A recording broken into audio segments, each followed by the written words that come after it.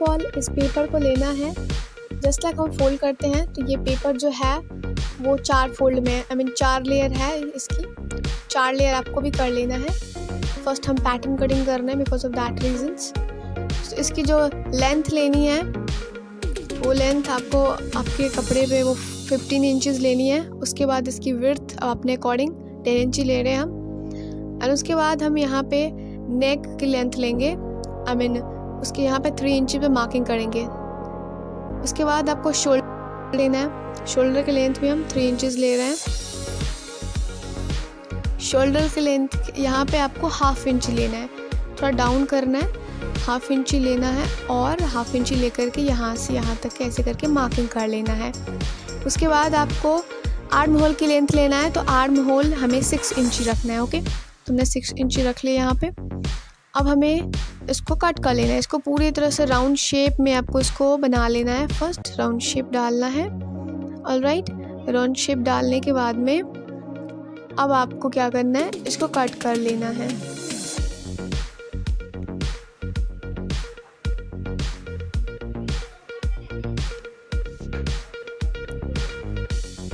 इसको ओपन करने के बाद ये मेरा बैक और फ्रंट दोनों का पार्ट बन गया। अब हमें मेन पार्ट को जो है वो कटिंग करनी है। ऑफ शोल्डर हम बना रहे हैं, तो ऑफ शोल्डर के लिए फर्स्ट हमें करना क्या है, जहाँ पे हम 3 इंच पे मार्किंग कर रहे थे ना, यहाँ से आपको और यहाँ इस आर्म होल से लेकर के यहाँ पे थोड़ा अप करते हुए डाउन करते हुए आपको जितना डीप देना है नेक में उसके अकॉर्डिंग इसको मार्किंग करनी है। थोड़ा डाउन और डीप लेकर आगे इसको मार्किंग कर लेना है फर्स्ट थिंग्स।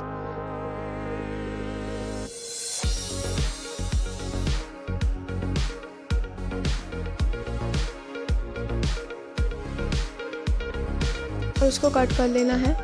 और हमारा बैक और फ्रंट दोनों का नेक जो है वो कट हो गया, बैक फ्रंट दोनों सेम है। अब हमें नेक्स्ट करना क्या है, ये मेरा फ्रंट पार्ट हो गया। ओके, अब फ्रंट पार्ट में हम यहाँ पे प्रिंसेस कट देंगे। तो प्रिंसेस कट देने के लिए फर्स्ट आपको फोल्ड कर लेना है।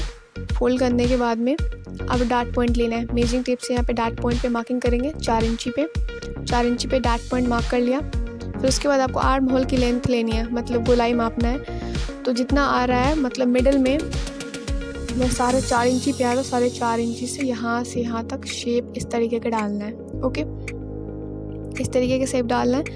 एंड उसके बाद करना क्या है, यहाँ पे 1 इंच लेना है और यहाँ पे 1/2 इंची लेना है। यहाँ पे 1 इंची करके थोड़ा राउंड करके टेढ़ा ले जाना है और यहाँ पे सीधे आके डालना है और इसको भी कट कर लेना है। तो मेरा फ्रंट वाला जो प्रिंसेस कट है वो रेडी हो जाएगा। अब आपको करना क्या है, अब आपको अपने फैब्रिक्स कट करना है लेंथ और विड्थ लेकर के, और फैब्रिक्स पे इसको रख करके और इसको उस अकॉर्डिंग कट करना है। और जो भी डार्ट पॉइंट था उसको भी आपको उसमें स्टिच ज्वाइंट कर लेना है। इस तरीके से आपको यहाँ पे रखना है।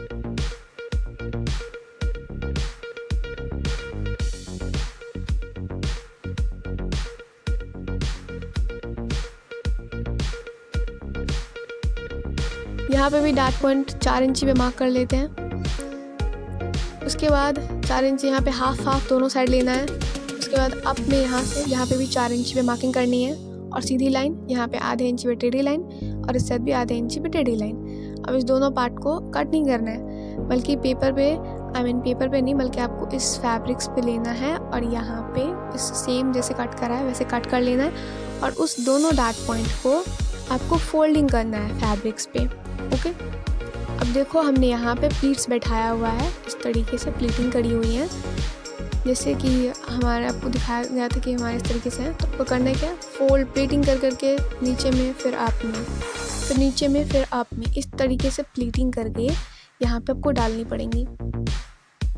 तो फैब्रिक के लेंथ के अकॉर्डिंग आपको इस तरीके से लगाना है, प्लीट डालना है। और अच्छे तरीके से जितना अच्छे से प्लीट लगाएंगे उतना देखने में उसका लुक बहुत अच्छा आएगा। ओके, तो इस तरीके से आपको प्लीटिंग कर लेनी है।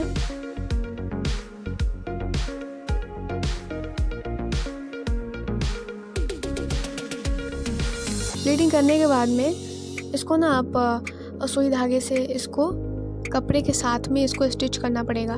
और तो ऐसा नहीं करेंगे तो ये फिर निकल सकता है, तो बहुत प्रॉब्लम आ जाएगी।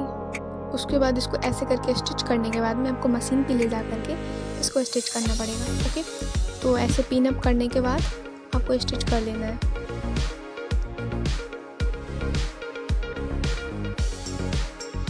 हमारे पास कम पिन है तो उसके अकॉर्डिंग मैं थोड़ा सा पिन अप करती हूँ, उसके बाद स्टिच कर लेती हूँ, फिर उसी पिन को निकाल के फिर से पिन अप करती हूँ, फिर स्टिच कर लेती हूँ। अब क्या करना है, जो भी मेरा, अब मैंने इसको स्टिच कर लिया है, दिखा देती हूँ। मैंने इस जितना भी आर्म होल से लेके नीचे ऊपर सब स्टिच करा है। उसके बाद जितने बचे हुए फैब्रिक्स हैं उसको आपको कट कर लेना है। फ्रंट और बैक दोनों पार्ट में सेम इसी तरीके से करना है। फ्रंट बैक मैंने दोनों करा है। अब इसको क्या करना है, इसको पलट लेना है आपको। ऐसे नहीं रहेगा, इसको आपको पलट लेना है। इस तरीके से आपको इसको पलट लेना है और इसको प्रेस मार देना है, जिससे ये इसका जो प्लीट है ना वो अच्छे तरीके से वो एकदम बढ़िया से बैठ जाएगा इस पर। तो इसको पलटने के बाद आपको प्रेस मारना पड़ेगा। अदरवाइज आप स्टिच भी कर सकती हैं इसके ऊपर में, आई मीन यहाँ पे नेक पार्ट में।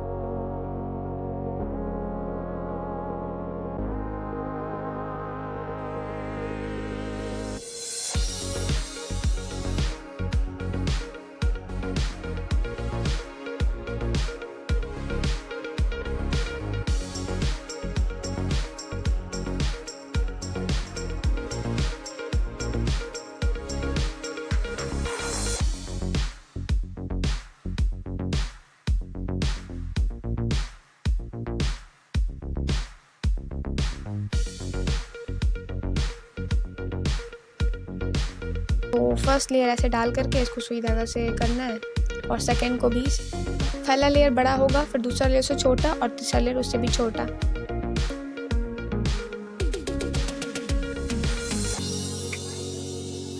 देखो मैं दिखा देती हूँ, इस तरीके से मैंने ज्वाइंट कर लिया है। आपको भी इसी तरीके से कर लेना है। ओके, इसको करने के बाद में आपको अब पेपर लेना है एक। ओके, ये बस एक पेपर है सिंगल, इसको मैंने एक फोल्ड करा, फिर इस वाले कोने से उठा करके इस कोने में डालना है। इस तरीके से आपको भी पेपर ले करके और फोल्डिंग करनी है। उसके बाद ये हम इसलिए कर रहे हैं क्योंकि मुझे 2 लेयर्स बनाने हैं, अब ये रेडी करना है। इसलिए आप कमर की लेंथ 32 है मेरी, और इसका 8 से डिवाइड करेंगे। 8 से इसीलिए क्योंकि 2 मुझे लेयर बनाना है, तो इसे इस पर 4 पे मार्किंग करेंगे। तो 4 पे मार्किंग करेंगे तो 8 आ जाएगा। तो 4 4 मतलब 8 होता है। और यहाँ पे उसके बाद आपको नीचे का बॉटम का लेंथ कितना लेना है, बॉटम का लेंथ 39 ले रही हूँ, और 39 लेने के बाद में मैंने फ्रॉक के बॉटम लेंथ 39 पे मार्किंग करूँगी, और फिर 1 इंची फोल्डिंग में जाएगा तो 38 आ जाएगा। ओके, उसके अकॉर्डिंग आपको राउंड शेप बनाना है। राउंड शेप बनाने के बाद में यहाँ से राउंड शेप बनाने के बाद कट कर लीजिए। इसको आपको फैब्रिक्स पे बैठा करके इसको कट करना पड़ेगा सेम तरीके से, और 2 लेयर कट करनी पड़ेंगी। ओके, और इस आप वाले पार्ट को भी कट कर लीजिए।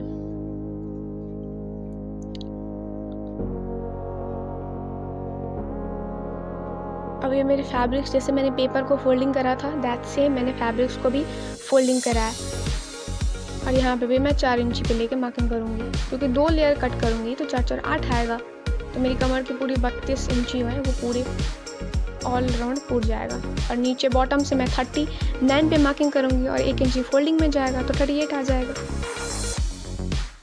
इस तरीके से आपको 2 लेयर रेडी कर लेना है।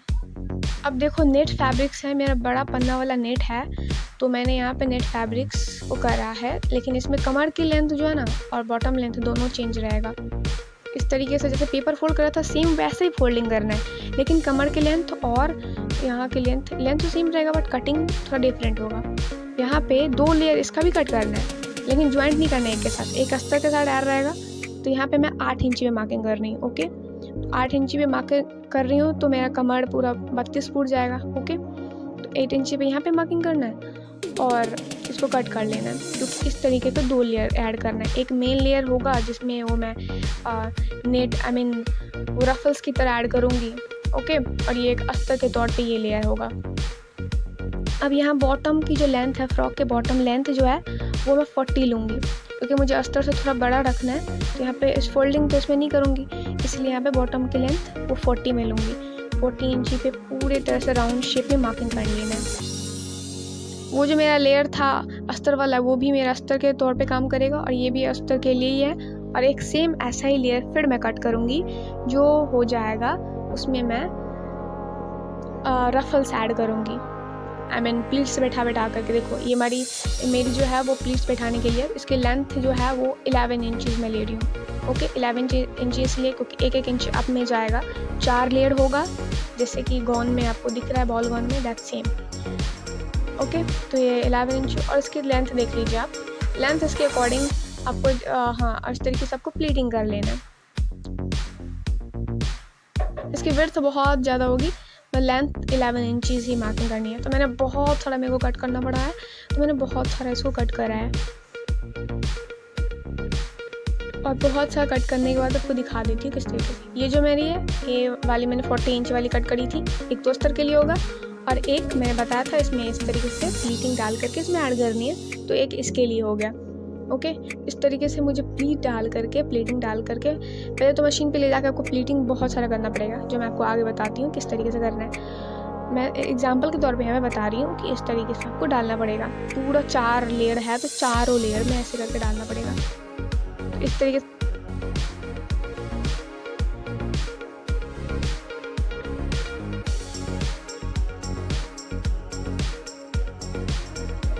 दैट सेम यहाँ पे जैसे मैंने प्लीटिंग करा है। फर्स्ट आपको प्लीट बैठा लेना है मशीन पे, क्योंकि प्रॉब्लम नहीं आएगी आगे। बहुत सारा मेरे को करना पड़ा, क्योंकि और जितना घेर डालेंगे आप उतना ही ज़्यादा आपका जो बॉल गॉन है वो देखने में बॉल गॉन की तरह लगेगा और बस अच्छा नहीं लगेगा। तो इसलिए मैंने इतना ज़्यादा घेर डाल के इसको रेडी करा है और बहुत सारा मैंने इसको करा है, बहुत सारा मेरे को बनाना पड़ा।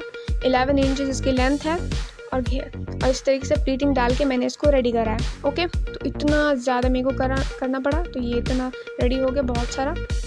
अब मेरे मेन पार्ट आता है। अब देखो अब नेक्स्ट है कि मैंने ना नीचे में ऐड कर लिया, तो आपको बतानी है यहाँ पे 10 इंच पे मार्किंग करनी है। 10 इंच पे क्यों? क्योंकि 40 है तो 4 लेयर है, तो 10 को अगर 40 से डिवाइड करेंगे तो यहाँ पे 10 इंच पे मेरा आएगा ही।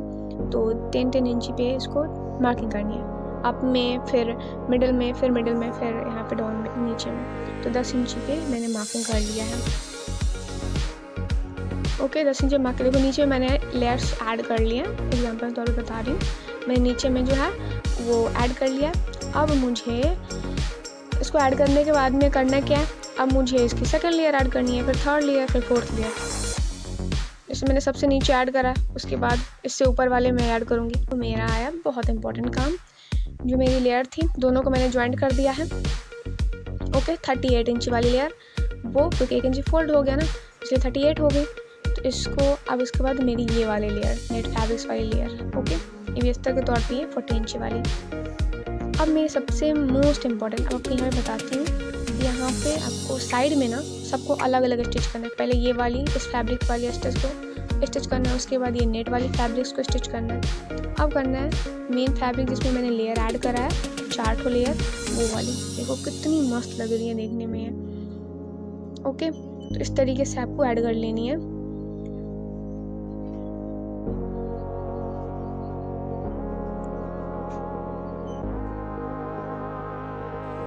अब इस तीनों लेयर को अलग अलग साइड में स्टिच करना है, एक ही में मिक्स मत करके स्टिच नहीं करना है, बल्कि अलग अलग करके स्टिच करना है।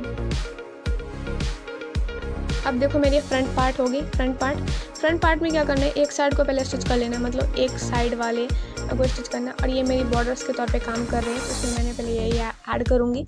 ओके और तो इसका लुक बहुत अच्छा लग रहा है, बहुत ही ज़्यादा अच्छा। ओके तो आपको इस दोनों साइड में खुद स्टिच कर लेना है, बाकी मैंने जैसे जैसे बताया वैसे वैसे आपको स्टिच कर लेना है, बस फाइनली ये रेडी हो जाएगा।